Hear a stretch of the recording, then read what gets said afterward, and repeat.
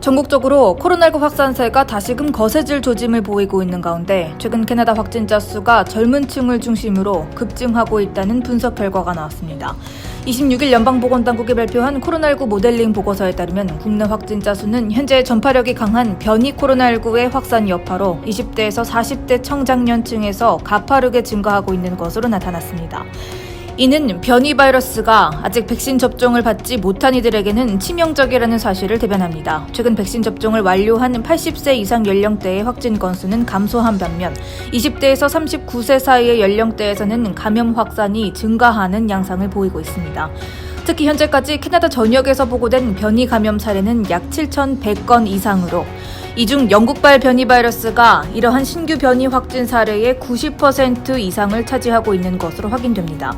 테레사탐 캐나다 공중보건 최고 책임자는 이와 관련해 지역 내 핵심 경제활동 집단인 20대에서 40대의 감염 비율이 높아질수록 고위험 인구와 지역사회의 지속적인 위험을 야기할 수 있다며 변이 바이러스가 기존 코로나19에 비해 입원 위험과 사망 위험을 60% 이상 증가시킨다는 사실을 기억해야 한다고 강조했습니다. 탐 보건관은 또 전국적으로 일일 신규 확진자 수가 지난 2주 동안 30% 이상 증가한 점을 볼 때 3차 대유행이 전국에 도래할 확률이 점점 커지고 있다고 경고하며 젊은 층의 백신 접종이 완료될 때까지 각 주 당국은 더 강력하고 엄격한 통제 조치를 시행할 필요가 있다고 거듭 촉구했습니다. 다음 소식입니다. 캐나다 내 거주하는 대부분의 한인이 코로나19 백신을 접종할 의향이 있는 것으로 조사됐습니다. 연방통계청이 지난해 9월부터 12월까지 12세 이상의 국내 거주민을 대상으로 진행한 캐나다 지역사회 보건설문조사에 따르면 76.9%가 코로나19 백신 접종을 받을 생각이 있다고 응답했습니다.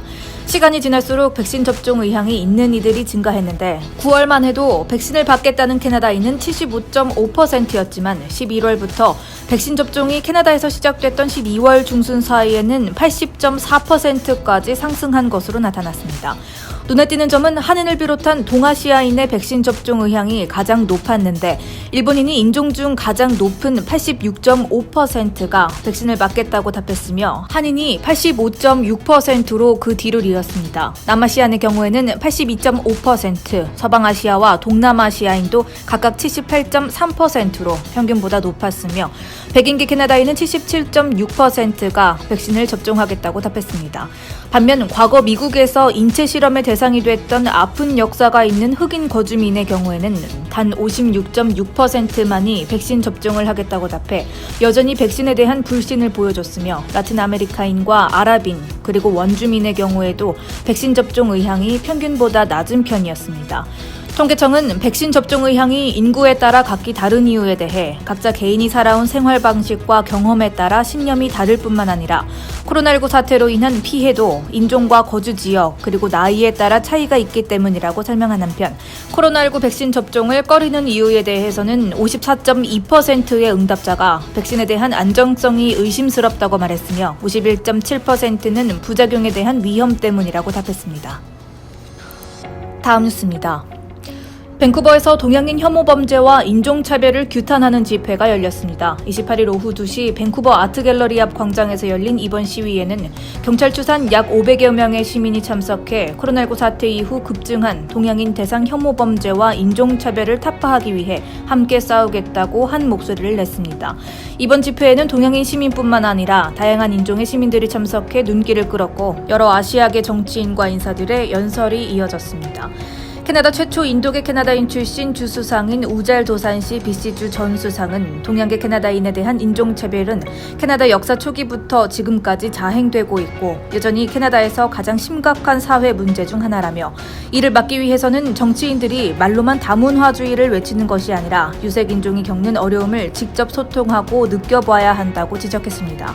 또한 최근 그레고 로버트슨 전 밴쿠버 시장과의 결혼 화보를 공개했다가 인종차별의 대상이 되기도 했던 한국계 미국인 출신 언론인 바가린 씨도 연설을 통해 동양인 여성으로 북미에 살면서 수많은 인종차별에 시달리기도 했지만 동양인으로서의 자부심은 항상 지키고 있다며 이 사회에 깊숙하게 박혀있는 구조적 인종차별을 없애기 위해서는 다 같이 연합해서 싸워야 한다고 강조했습니다. 이날 집회를 주최한 ACA의 데이빗 장 디렉터는 우리는 캐나다에서 동양인을 대상으로 벌어지는 폭력과 인종차별에 더 이상 침묵하지 않고 적극적으로 대응하고자 하는 용기를 이번 시위를 통해 똑똑히 보여주었다고 생각한다며 소감을 전했습니다.